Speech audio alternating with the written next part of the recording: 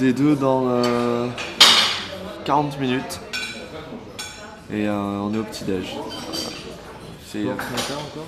Ouais, vous avez raté, vous avez pas eu de chance la dernière fois, puisqu'au sport il y avait que Anthony et moi, mais là c'était sympa.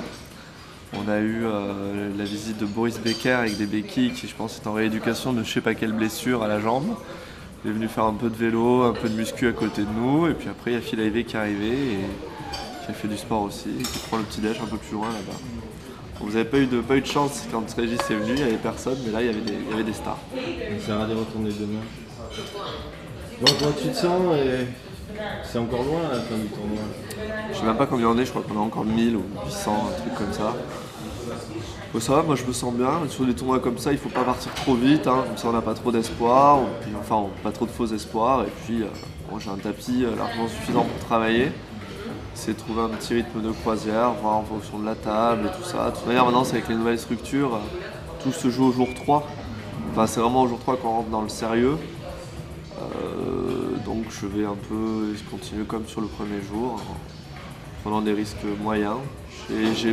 J'ai refait là au premier jour quelque chose que j'avais pas fait depuis longtemps. J'ai refait des gros bluffs. C'est quelque chose que je pouvais pas me permettre, que je peux vraiment pas me permettre de faire en Europe en fait, parce que j'ai une image qui fait que ça marche jamais.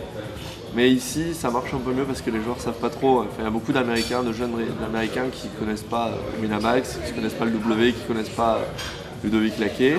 Donc au moins c'est bien, ça donne une nouvelle arme à mon arsenal que je n'avais pas utilisé depuis longtemps et que j'aime bien. Et puis voilà, ça crée des trucs, ça crée un jeu que j'aime bien, passer la metagame, passer du bluff au value, etc. C'est un truc intéressant à faire. Parce que les tables sont dures quand même, non? Le niveau est assez élevé. Et le niveau moyen est haut en fait. C'est-à-dire qu'il y a très peu d'énormes pigeons.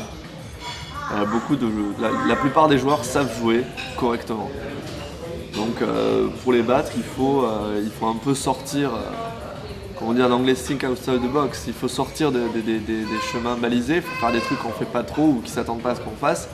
Il faut surtout observer 100% des coups qu'ils jouent pour essayer de comprendre leur manière de raisonner, leur manière de décider pourquoi plutôt, quand ils ont deux options, pourquoi une plutôt que l'autre. Ça nous donne un indice sur les traits de caractère et c'est tout de suite de voir pourquoi il a choisi ça et dans quel état mental il était à ce moment-là.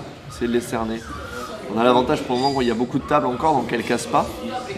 Donc on joue toute la journée avec les mêmes, donc ça c'est bien.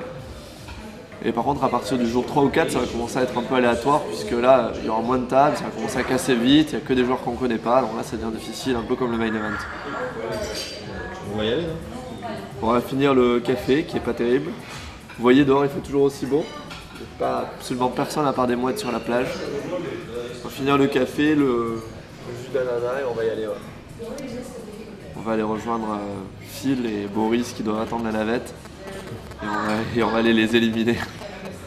Et on reviendra demain à la salle de sport où ils ne seront pas parce qu'ils auront fait la fête pour oublier toute la nuit. Espérons. À tout à l'heure.